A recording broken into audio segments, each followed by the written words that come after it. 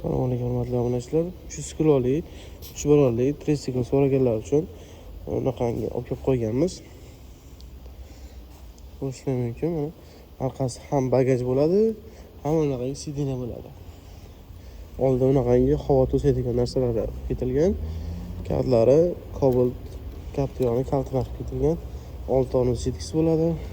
Orqa tonus pedalda telefon pastakalar qo'shib beriladi. Bunda magnitofoni ham bo'ladi. Qo'shimcha tablosi elektronik bo'ladi. Kemayda rushnoy ham ketilgan. Sizlarga tayini ochib ko'rsataman.